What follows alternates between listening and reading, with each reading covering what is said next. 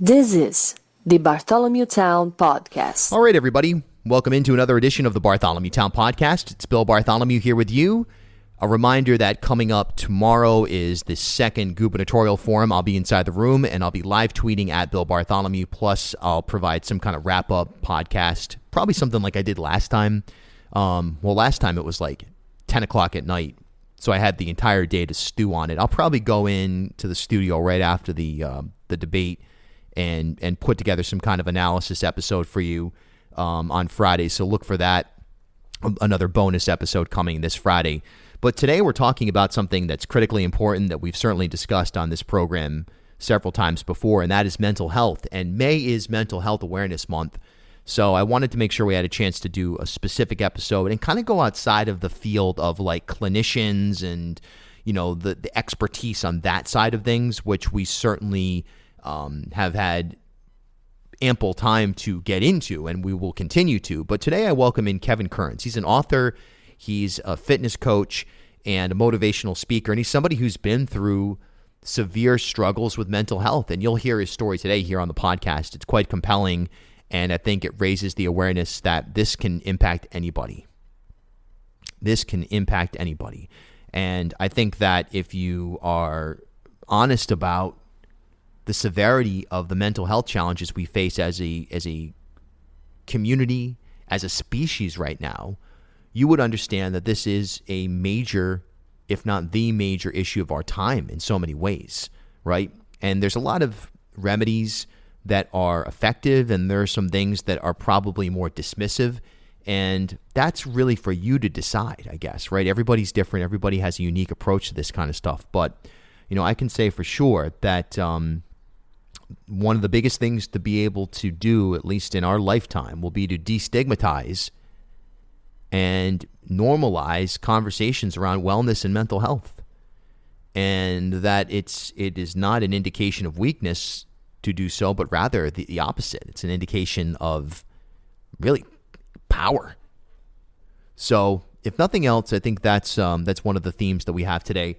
Remember, you can email me, bill@ripodcast.com, and I will be reading some of your emails on the air here as we move deeper and deeper into election season. It's like, I feel like we're like slowly getting there, like to the point where the focus of the podcast is going to turn shortly to almost entirely the election. We've been pretty much there for the last several weeks, but it'll get almost entirely there coming up in short time. So I want to get you involved. You know, during COVID-19, well, we're certainly still in COVID-19 as we see. No question about it. But during the initial periods of COVID-19, the chaotic first year, really, that was something that was really important to me, was our relationship between you, the listeners, and me as a host and reporter, being able to get your feedback on things, get your questions, whether it was specific to public health, specific to small business, specific to just freaking out and trying to figure out what the hell's going on. I want to take that same sort of platform and put it into the election coverage. So again, email me, bill@ripodcast.com. You can tweet at me at Bill Bartholomew as well.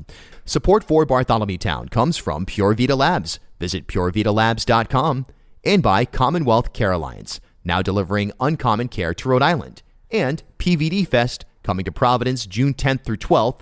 And by the way, you can catch me performing on June 11th, Saturday, June 11th at 2 o'clock on one of the big downtown stages. Plus, catch Bartholomew Town every Saturday at 3 o'clock on 99.7 FM and AM 630 WPRO. All right, so May is Mental Health Awareness Month, and you know, there's so many different aspects to this. There's so many different ways to evaluate it from a clinical standpoint, from an on-the-ground experiential standpoint. You know, a lot of people still deal with the stigma surrounding mental health. Others have been able to break through that. And joining us today is Kevin Kearns, who is a personal coach, an author, a motivational speaker, to talk about the importance of, number one, recognizing, discussing, and you know, just dealing with mental health challenges, but then also the personal experience that you've had in this space. So welcome to the podcast, and let's get right into it. Thanks, Bill, and your listeners. And, you know, people, years ago when I started doing I've been doing personal fitness coaching, corporate wellness, and working with my claim to shame, as I call it, for lack of a better word, is my business was built on working with 15 UFC fighters. So I came into UFC, right time, right place with this coach, Mark Delagrati, who's the number one pretty much fight coach, or I should say striking coach on the planet. And I was in the right place, right time. And when you look at that, it just kind of took off. But little did I know, what people didn't know is there was a lot of bad stuff going on behind the scenes. My marriage was falling apart. My ex-wife now started drinking. So things were really going rough.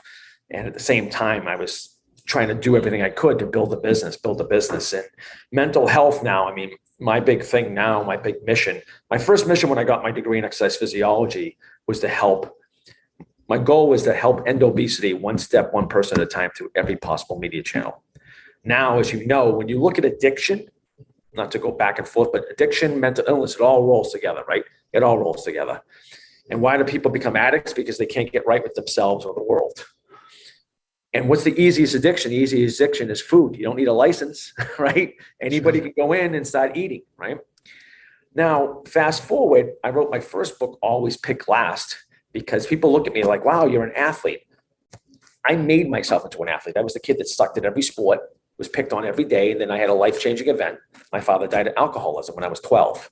So imagine being 21 at 12. You know, I still have my dad's ring on. Imagine, and you're a young man, right, Bill? What are you, 28? Oh, I'm actually, well, thank you. I'm 37 actually, but I'll take it. I'm 55 and alive. And yep. My dad died at 48, Bill. 48. Yeah. From alcoholism too, liver failure. Great guy, but he drank too much. But you look at those transitions where people get depressed, they drink. People get depressed, they eat.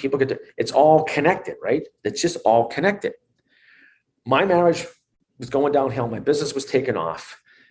The divorce was imagine knowing something for 30 years and the divorce got bloody and messy and it cost me over $100,000. So you probably know friends, or maybe you're divorced, but you know people that have been divorced and it's messy, right? It's never clean. I have one friend who's the number one DJ in Boston. He found out what happened to me, and he says, I got divorced amicably and I needed therapy because it's a failure, right? It's a failure. Sure. And then you have all the resentments come out and everything else. It was bloody messy, the whole 9 yards. And I didn't realize the stigma I had towards mental illness, because people call me Coach Kearns. I've written columns for 5 MMA magazines. I had 15 fighters for the UFC. I'm going out to UFC events, walking out to the ring. People call me coach. They're doing all this, coach you this, you that. Presented all over the world, Okinawa, UK. And I'm thinking, it's all in my head. It's all in my head. It's all in my head. I don't need help. Was I wrong? Yeah. So I got sick. And now imagine this. You're married for years. You know the same person for 30 years. Now you go 50-50 with kids. You're living in 3,300 square feet, your greenhouse with 2.5 acres. Now you go to 1,100 square feet.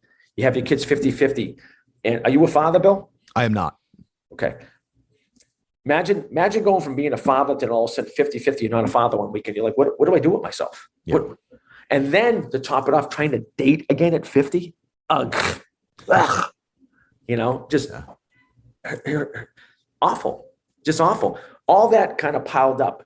I didn't know what overwhelmed was. I mean, I've been overwhelmed. My father died when I was 12. And I literally I had no lie. I had a funeral every year after my father died for the next 10 years. Mm. Do you know what that's like? That's a lot of mental and emotional taxation that as soon as you start to get through the grieving process, it reinvigorates itself and boom. And you're talking uncles dying from cancer. The worst one was my cousin Georgie, who we had a very big family. We had 31 first cousins. What do you want? Irish Catholic, right? Yeah. Anyway, that's another subject. I had a close cousin named Georgie, one of my close cousins. He was 18. He got involved in drugs. I'm 15. 2 hours after Christmas, somebody put a bullet in his head in a phone booth for a bad drug deal. I mean, and then you go to a funeral and you see where they filled it in. Oh, I mean, why is this open? Yeah. And that mess, I mean, talk about trauma, talk about PTSD. You know, and I had incidences where I had some anxiety with women I was with, and I was like eating this, that, and the other thing I wasn't eating, and I didn't really identify it. And now exercise, I got into martial arts when I was 13 after my father died, got into fitness, got into strength training, and then ended up going into exercise physiology, which I never had a plan. My first client was 1987. You're 37, right? That's right. I've been training people for 36 years now. 36 years. 1987. Trainers are all over the place now. Fitness coaches are all over the place. I was like one of the first ones. Yeah. So fast forward, I'm living the high life. I've got DVDs in the market. They're taking off. Marriage is falling apart. Get divorced. And then I started getting sick. My ex is a nurse, high-level nurse. She used my mental illness against me, convinced my kids to move out permanently. Now I'm like not even a father. So I literally put a knife to my throat on 12/22/19 and thought it was like the movies, one cut and done. Didn't happen. Then it was like surreal. And I went, what did I just do? Patch myself up. The next day, I try to find a spot, 12/23/19 on the Tobin Bridge to jump off. A state trooper pulled me over. He knew I wasn't right. Now it just progressed. You know, I'm always, everybody knows me as a positive person, but I never told anybody what's going on. And then thank God my therapist committed me. And I said, I'm not going to Norwood Hospital. I want to go to McLean. And they saved my life. It's in my book, There's Light in the Tunnel, How to Survive and Thrive with Depression. I found out about ECT therapy, electroconvulsive therapy. It saved me. Usually 12 treatments, you start feeling better. 3 treatments, I turned the corner. To the point where now they have a program they've been doing for about 5 years now called Deconstructing the Stigma. They just interviewed me the other day. They want me on the team. So my big mission is to get out there now, lectures, workshops, TEDx, and tell people we have to end the stigma. We call it, in one of my chapters, it's called the hidden wound, right? If you break your arm, what happened to your arm? If you say you're depressed, you're anxious, you have suicidal ideation and PTSD, people are like, whoa, I don't want to talk to you. But how do you heal something if you don't talk about it? Yeah. And your story is so compelling because, as you said, you know, you're in a position where things are going well from the outside looking in terms of your career, in terms of, you know, the work that you're doing, in terms of your, you know, you're just you appear fit and healthy, and you have things moving in the direction that many people would find desirable. And then at the same time, this storm is churning beneath the surface, and ultimately leads you to this dark moment, or extended moment, really, that fortunately culminated with intervention and perhaps a bit of luck, and perhaps a bit of, you know, just the stars aligning that frankly it didn't work for you, and that state trooper with the knife, and the state trooper was there on the Tobin Bridge, all that. But we're in a point now. Kasim Yarn, the director of Veterans Affairs here in Rhode Island, is someone who's experienced a lot, and he has a phrase that he'll constantly use, speaking to veterans and speaking to anybody who is interested in this, that it's okay to not be okay. You know, I'd love to meet him. Please put me in contact with him, because for the past year when COVID started, I started what's called a Fit First Responder program. I'll go out and do lectures anywhere from law enforcement, military, all of it. We've been doing a ton of work with military and law enforcement for years, and a lot of it is free. And then I give them access to my app, free for life.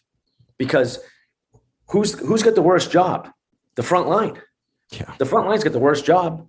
And then those guys, because let's just face facts here, as men, we're told what? Suck it up. Suck it up. You know, it's not that bad. Suck it up. Well, guess what? When it's like a cement overcoat where you feel like the world's crushing you, it's bad. And then the law enforcement, you tell people you have a mental problem, you're on the rubber gun squad. Military, to date, I don't know if you saw the recent CDC guidelines, CDC stats for last year. Last year, 15 to 44-year-olds. Leading cause of death was overdose. Second leading cause of death was suicide. Yeah, it's incredible. Okay. And, here's the even better one. The 6th leading cause of death, 15 to 44-year-olds, liver failure. Look what happened last year. We have a Facebook page, a nonprofit called Reach Out, Reset, Recharge. We have our own Facebook page. That was started with Joe Gemma, Scott Amaral, because Matt Beltrami, who was the head mental health officer for the entire state of Rhode Island, jumped off the Newport Bridge last year in April. And he used to say, reach out, reset, recharge. I mean, think about those guys. They get PTSD every day, you know, and look at all the stuff that happened. Would you want to be a police officer right now? Have to wear a camera so people don't throw you underneath the bus? It's hard. It's horrendous. Yeah, it's a rough time for so many people and across so many different sectors. But as you said, if you're on the front line and you're confronting this type of stuff on a regular basis, it just exacerbates everything. I guess your experiences in plural, your experiences that culminated in recognizing that you had challenges that were significant, entering therapy, ultimately being able to start a pathway towards recovery. What's your message to anybody out there right now that is, struggling, but afraid for one reason or another, whether it's stigma or whatever it is, to seek the type of help that they should need? Great question, Bill. I'll tell them simply. First thing I always tell people, you matter. Remember that. You matter. Second thing, you're not alone. Stop thinking you're alone. Everybody is there. Are people here that want you here. Okay. Last thing, find help. I don't care if it's a priest. I don't care if it's a rabbi. I don't care who it is. Seek help. The last concept is the tattoo on my chest because I'm a Thai boxer from Stick Your Tongue, Mark Della Karate School. Sumbak, Sumbam. Be relentless. Whatever you need help for, just be relentless. Keep going. You see this back, they can't see it, but Rocky, right? Life hits you pretty hard, right? Life's going to hit you harder than anything else. And you know what happens? It ain't how hard you can get hit. It's how hard you can get hit and keep moving forward. Keep moving forward. Don't get stuck in the wake of your life. That's left behind the boat. It's left behind the boat. There was a great movie. You were a young man then, but Mr. Berger, who's on, probably remembers this. Cannonball Run. I don't know if you remember the movie. Probably not, right? I don't know, not off the top of my head. Early 80s movie, real quick. They're supposed to drive from like San Fran to New York, and whoever gets there first, all these high-end cars, the entire driver gets in the car with his co-pilot, okay?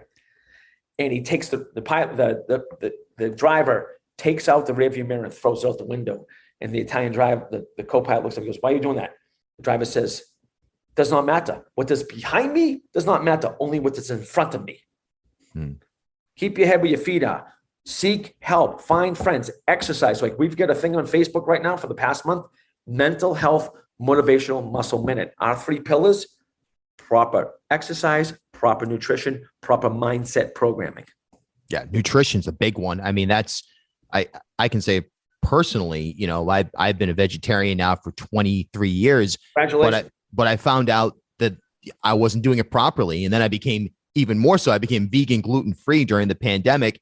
Even more so, realized, man, the nutritional balance, when you eliminate dairy and never mind meat, all of a sudden you realize, wow, are my supplements correct? Am I hydrating enough? How do I get proper protein? All of these things completely impact mental health. There's no question about it. No, I appreciate you saying that. I tell people, I go, if you're eating do you know what the number one addiction is in the world? Sugar. I would get sugar. Yeah. Yep. And what does that do?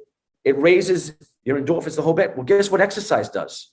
Raises your endorphins. Right. And we call it a pattern interrupt. Do a minute of exercise, deep breathing, something like my whole things are martial arts, conditioning, yoga. I'm a huge yoga nut now, 14 years, at least 3 to 5 days a week. And why do they bring yoga in? You know what yoga was? Yoga means mind-body connection, unity. And the reason they created yoga 50,000 years ago, because people could not sit with their own thoughts. They had to go through postures. That's why I'm over at Woods Yoga in Lincoln with Anthony DeLugio. I can't, it's like, I can't not get it. I can't not get it. And with diet, I had a homeopath, Mark Mincola, teach me. I'm on a rotating taxonomy diet. I constantly rotate my foods, and back off. Alcohol is not going to make you feel good for a long time. It's a depressant. Yeah. Or coffee, right? 10 years ago, 10 years ago, they did a study. Do you know an apple has the same effect on your nervous system and in your body as a cup of coffee, but it doesn't affect your heart rate? Very interesting. Very interesting. I can see it. It makes sense in theory. Absolutely. Well, and it's not artificial, right? So it's not going to artificially raise your heart rate, but the feeling from the coffee of getting that energy, Like if I'm presenting and somebody sees me eat an apple, like, oh crap, Coach Kearns is eating an apple. We're done now. Because I'm like on. I'm like, well, I make coffee nervous and I don't drink any. Yeah.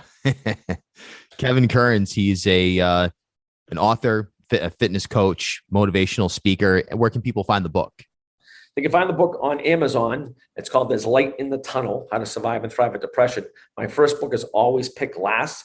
They want to check my website out, Burn, BURN, WITHKEARNS.com. And I'm old school, Bill. 508-404-8503. I answer my phone. That's why I have a phone. There it is. Wow. They're putting out the number right there to the big audience. Hello. Hey, look, I'm not a therapist. I tell people I'm not a professional therapist. I'm a mental health advocate. And I will recommend people right away. Somebody reached out to me over the weekend. To date, when I came forward about my stuff, I've saved 21 people from committing suicide over the past 2 years. 21. Some I knew, some I didn't know. We put out a post on Facebook when my marketing coach, my business coach, Steve Whittier from SBG, told me, he goes, put out something hard. So I talked about it. 5 minutes, I talked about my depression. 2,000 views in one day. I've got 5,000 people on my Facebook. That means half of my audience. My phone rang off the hook. Yeah. Can you talk to my son? Can you talk to my daughter? Can you talk to? Yeah. It's the major issue of our times. No question about it. You know what? I appreciate that, Bill. People say, oh, COVID's the pandemic. No. You know what the pandemic is? The epidemic? The epidemic is mental illness. It's up 27%.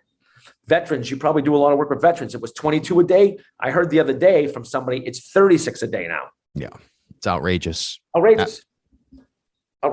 And the ones that are on, that are active duty, I'm talking to Donna Scaretti. Her daughter's in a unit that's active now. 3 months ago in New York. I think it was Georgia. I forget the name of the base. 4 suicides in 1 month. 4. Yeah, totally unacceptable. And there's, it comes down to just the intervention and the compassion and keeping this dialogue going. And that's why Mental Health Awareness Month, it's like any of these months, if you will, that it needs to just be in perpetuity. It's not a month. It's one of those things. It's just got to be constantly discussed. The stigma has to go, and it is not a sign of weakness. It is actually a sign of strength to address it. I appreciate that. And I'll close with this for all those men out there or anybody that's affected. Vulnerability is strength. Vulnerability is strength. Courage is not the absence of fear. Courage is having to do with it. You have to do it in the face of fear. And sometimes that fear is talking about what you can't talk about, what you don't want to talk about. It's okay. I'm not okay. You're not okay. And it's okay. Support Bartholomew Town by visiting patreon.com/BartholomewTown or click the support link wherever you're listening right now. At HealthSource RI for Employers, we provide access to health insurance to more than 1,100 local businesses and nonprofits, and 96% of them renew through us every year. Maybe it's our choice of 19 different health plans, our 10 years of customizing solutions, or our one local team of dedicated experts helping employers find quality health insurance. See how our numbers stack up for you. Learn more at healthsourceri.com/employers.